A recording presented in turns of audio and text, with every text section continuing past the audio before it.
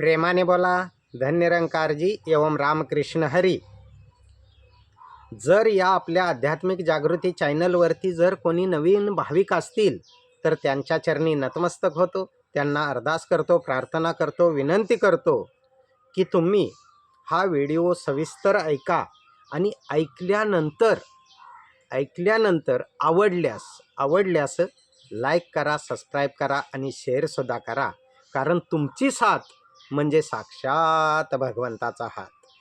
आता तुम्ही लाईक करावं, शेअर करावं, सबस्क्राईब करावं म्हणून म्हणत नाही तुम्हाला भगवंत, तर खरंच माऊलींनी ज्या पद्धतीने म्हटलं ना की जे जे भेटे भूत ते ते मानी जे भगवंत, हा भक्तियोग निश्चिंत जान माझा, त्या सूत्राप्रमाणे आमचे सद्गुरू स्वयं सद्गुरू माता सुदीक्षाजी महाराज अर्थात निरंकारी माताजी यांनी आम्हाला ती नजर, आम्हाला ती दृष्टी दिली की प्रत्येकामध्ये भगवंताचं रूप असतं.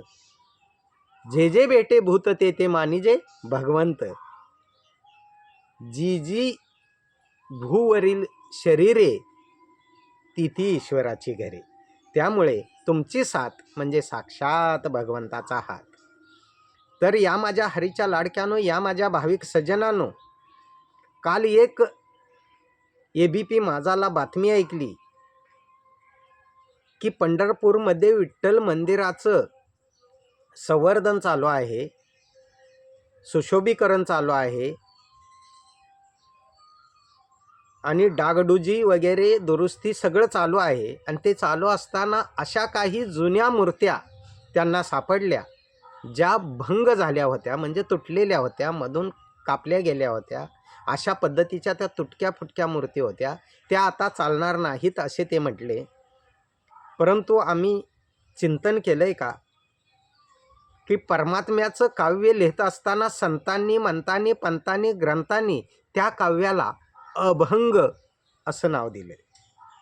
अभंग म्हणजे काय, तर ज्याचा कधीच भंग होत नाही, कोणत्याच आघाताने, कोणत्याच शक्तीने त्याचा भंग होऊ शकत नाही. हे मी नाही म्हणत आहे, तुम्ही भगवद्गीता उघडा. भगवद्गीतेमध्ये अध्याय नंबर 2 23वा श्लोक आहे. नैनम छेदंती शस्त्रांनी, ज्याला शस्त्र काटू शकत नाही आहे. नैनम दहती पावका, ज्याला अग्नी जाळू शकत नाही आहे. न चैन क्लेदयंत्यापो, ज्याला पाणी भिजवू शकत नाही आहे. न शोषयती मारुता, ज्याला हवा सुकवू शकत नाही आहे. काल ती ABP माझाला बातमी ऐकली की मूर्ती भंग झाली, पण त्या बातमीमध्ये अशी कुणाची हिंमत झाली नाही की देवभंग झाला, कारण देवभंग होतच नाहीये. असा अभंग असणारा, भंग न होणारा परमात्मा जेव्हा वैष्णवराज श्रीमंत ज्ञानेश्वर माऊलींनी जाणला तेव्हा ते म्हटले की अव्यक्त निराकार, नाही ज्या आकार, जेतून चराचर हरीशी भजे. असाच अभंग असणारा, ज्याचा भंग होत नाही असा निराकार जेव्हा जगतवंद्य जगद्गुरु जगतमान्य देहोनिवासी संत शिरोमणी तुकोबाराय यांनी पाहिला, त्याच्यानंतर त्यांनी गायला की 15 दिवसा माझी झाला साक्षात्कार, विठू भेटला निराकार. आम्ही कधीही चिंतन करत नाही आहे की परमात्म्याचं जे काव्य आहे, परमात्म्याचं जे गुणगान आहे, ते गाण्यासाठी त्या काव्याला संतांनी, मंतांनी, पंतांनी अभंगच नाव का दिलं. अहो सरळ आहे, ज्याचा कधीच भंग होत नाही असा तो अभंग, की ज्याच्यावरती कुठल्याच वादळाचा परिणाम होत नाही, कुठल्या शक्तीचा परिणाम होत नाही, हवा त्याला उडवून घेऊन जाऊ शकत नाही, शस्त्र त्याला काटू शकत नाही, पाणी त्याला भिजवू शकत नाही.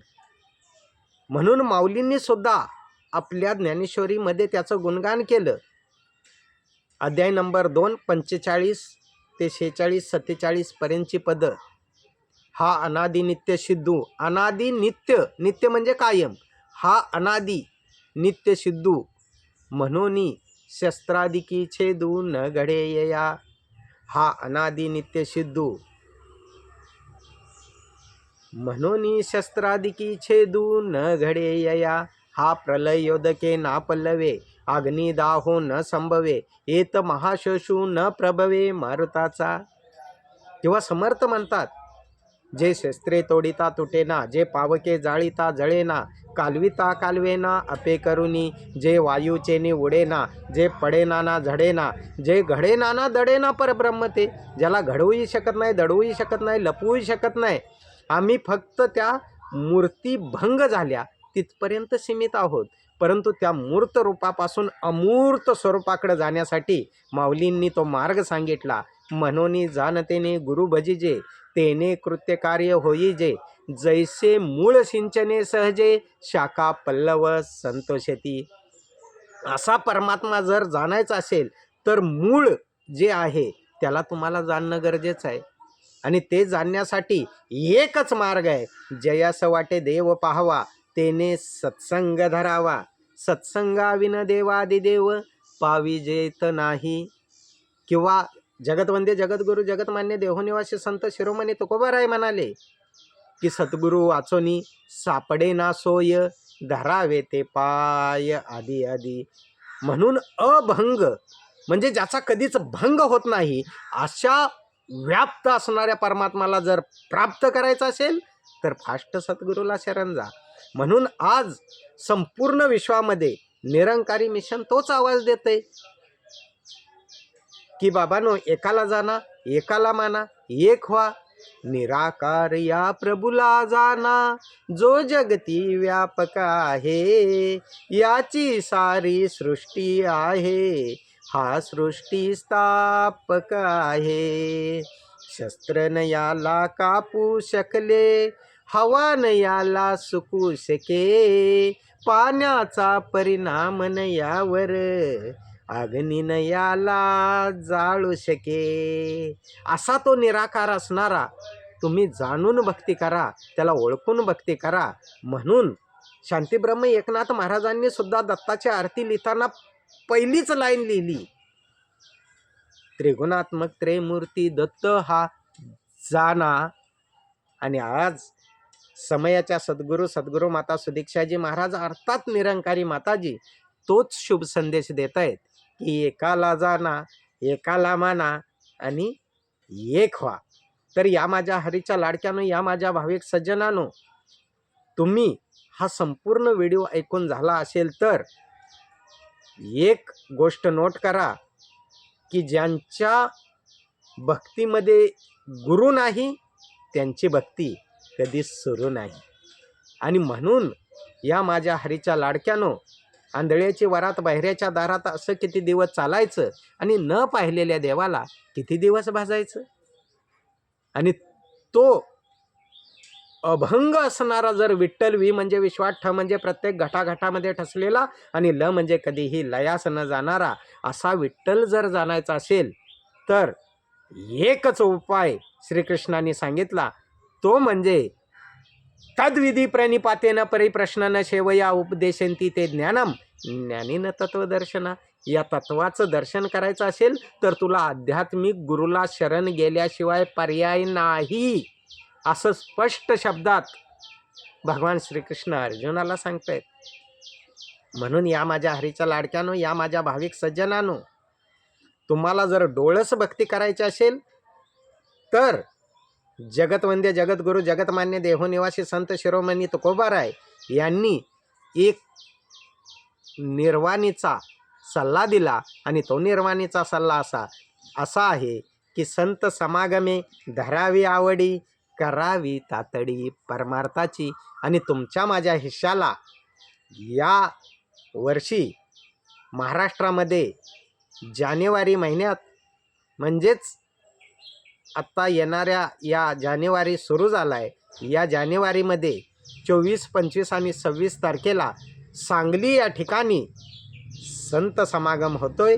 आणि तो भंग न पावणारा, ज्याला च्या काव्याला अभंग असं नाव दिलंय, तो भंग न पावणारा परमात्मा जाणवायचा असेल तर संत समागमे धरावी आवडी, करावी तातडी परमार्थाची. येत्या जानेवारीला 24, 25 आणि 26 तारखेला विशाल 500 एकरच्या ग्राउंडमध्ये संत समागमचं आयोजन, नियोजन आणि प्रयोजन सद्गुरू माता सुदीक्षाजी महाराज अर्थात निरंकारी माताजी यांनी केलेला आहे. या श्रद्धेचा नमस्कार करा आणि आपला यहलोक आणि परलोक सुहेला करा बाबांनो. जो ज्ञानाचा इशारा, ज्ञानाचा बोध माऊलींनी आपल्या दादांकडून घेतला, जो ज्ञानाचा इशारा, ज्ञानाचं वर्म, ज्ञानाचा बोध, ज्ञानाची खून संत शिरोमणी नामदेव महाराजांनी परभणी जिल्ह्यामध्ये औंढ्या नागनाथाच्या मंदिरामध्ये खेचर स्वामींकडून घेतला, जो ज्ञानाचा बोध जगतवंद्य जगद्गुरू जगतमान्य देहोनिवासी संत शिरोमणी तुकोबाराय यांनी आपले सद्गुरू चैतन्य बाबांकडून घेतला, तोच ज्ञानाचा बोध, तोच ज्ञानाचा इशारा आज समयाच्या सद्गुरू माता सुदीक्षाजी महाराज अर्थात निरंकारी माताजी देत आहेत. या श्रद्धेचा नमस्कार करा आणि आपला यहलोक आणि परलोक सुहेला करा बाबांनी. प्रेमाने बोला. धन्य निरंकारजी. एवं राम कृष्ण हरी.